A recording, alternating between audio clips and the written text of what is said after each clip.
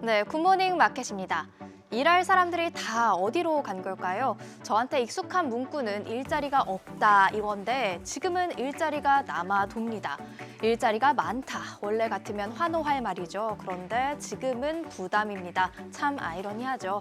이날 오전 민간 고용정보업체 오토매틱 데이터 프로세싱 ADP의 전미 고용소가 발표됐는데요. 12월 일자리가 예상보다 많아도 너무 많았습니다.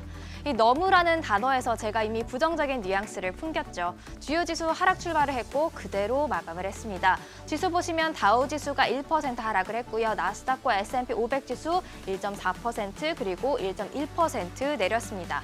자, 그러면 12월 ADP 고용보고서 바로 확인해 보시죠.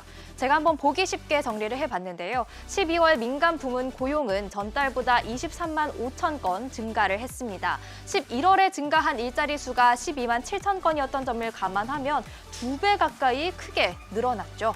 전문가 예상치 15만 3천 건도 크게 웃도는 수치였습니다. 또 이날은 매주 주간 신규 실업보험 청구 건수가 발표되는 날이기도 한데요. 지난해 마지막 주 신규 실업보험 청구자 수가 20만 4천 명으로 직전 주보다 1만 9천 명 감소했습니다. 2주 이상 실업수당을 청구하는 계속 청구 건수도 169만 4천 건으로 직전 주에 비해 2만 4천 건 또 줄었습니다. 일자리는 늘고 실업자는 줄고 모두 노동시장이 여전히 과열 상태라는 것을 의미합니다. 대형 IT 기업을 중심으로 정리해고가 많이 이루어질 예정이기 때문에 이것이 반영된 데이터를 기다릴 필요가 있겠습니다. IT 업종에서 코로나 팬데믹으로 대량 해고가 있었던 2020년보다 2022년 그러니까 지난해부터 올해까지 해고될 사람들의 숫자가 더 많을 것으로 예상이 되는데요. 하지만 현재 1인당 일자리 수가 약 1.7개라는 건 당장 시장의 부담으로 다가왔습니다. 고용자가 노동자를 찾기 위해서는 임금 경쟁을 해야 하고 높은 임금은 인플레이션을 자극하기 때문입니다. 이직할 경우 연봉이 확실히 더 높아진다는 데이터가 있는데요. 한번 띄워주실까요? 이직할 경우 연봉이 훨씬 높아지죠. 15.2%의 상승률을 기록할 수가 있습니다. 이 연준이 물가 안정을 위해서는 강력한 긴축 기조를 이어가야 한다는 뜻이기도 합니다. 이 내용이 골드만삭스의 2023년 전망 보고서에 잘 정리가 돼 있어서 한번 가져와 봤는데요. 남색이 현재고요. 그리고 하늘색 바가 우리가 목표하는 바입니다.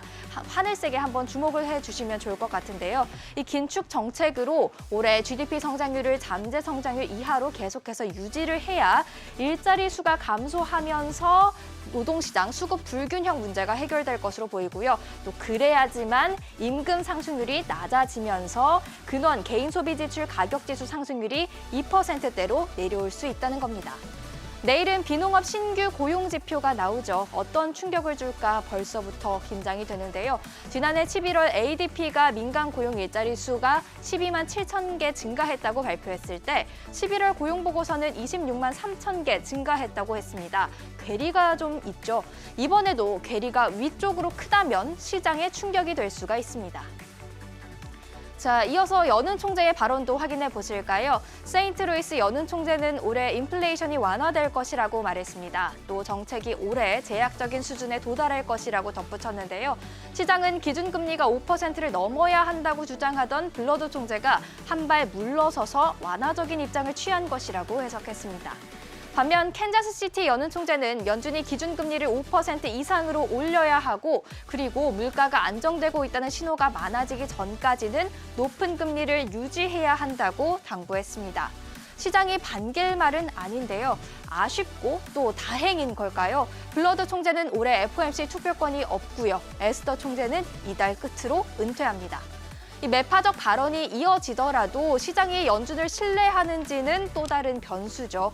FOMC 의사록이 발표되기 전과 후의 정책금리 전망치가 한번 준비가 돼 있을 텐데요. 한번 보여주실까요?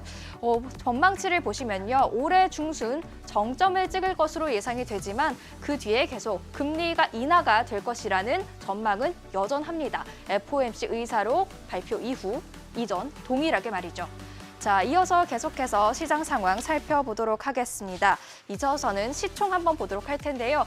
애플이 오늘 새벽 1% 하락하면서 시총 2조 달러 선을 다시 내줬고요. 마이크로소프트 3% 가까이 하락하면서 전장에 이어서 탑5 중 가장 큰 하락률 계속해서 기록을 했습니다. 알파벳과 아마존이 2% 넘게 하락을 했는데요. 이 아마존은 기존의 정리 해고자 수가 10,000명일 것이라고 했지만 뚜껑을 열어보니 18,000명이 해고될 것으로 보이죠. 아마존 역사상 가장 큰 규모의 정리 해고이자 동종 업계와 비교해봐도 큰 편입니다. 유럽 주요국 증시도 보겠습니다. 유럽 주요국 증시 FOMC 충격을 하루 늦게 받았습니다. 닥스와 캬크 지수가 소폭 하락 마감을 했는데요. 뿌찌 지수 계속 한 박자 늦다고 말씀을 드렸죠. 0.64% 오름세를 기록했습니다. 비트코인 계속해서 2,100만 원 선에 거래가 되고 있습니다. 2,150만 원 선 계속해서 유지하고 있는데요. 불안한 소식이 한 가지 있다면 가상자산은행 실버게이트 캐피탈의 예금 잔고입니다. 차트가 준비되어 있을 겁니다. 지난해 3분기 말에 119억 달러에 달했던 예금 잔고가요. 4분기 말에는 38억 달러로 급감했습니다. FTX 사태 이후 불안한 투자자들이 서둘러 인출했기 때문으로 이 신뢰도는 가상자산 가격과도 연결될 것으로 보입니다. 국제유가는 2거래일 연속 크게 하락하더니 반등에 성공을 했습니다. WTI가 1.14% 오르면서 배럴당 73달러 선의 거래를 마쳤는데요. 미국의 휘발유와 경유 재고가 크게 줄어든 영향을 받았습니다. 한편 유가 변동성은 한동안 클 것으로 예상이 됩니다. 미국에서 겨울 폭풍으로 가동 중단된 정제소가 있고 글로벌 경기가 둔화되고 있고 또 미국의 1월 중순 날씨가 평년보다는 따뜻할 것으로 예상이 되고 중국의 코로나19 확산세도 심상치가 않기 때문입니다. 공급 그리고 수요 모든 측면에서 변수가 있다는 겁니다. 네, 지금까지 굿모닝 마켓이었습니다.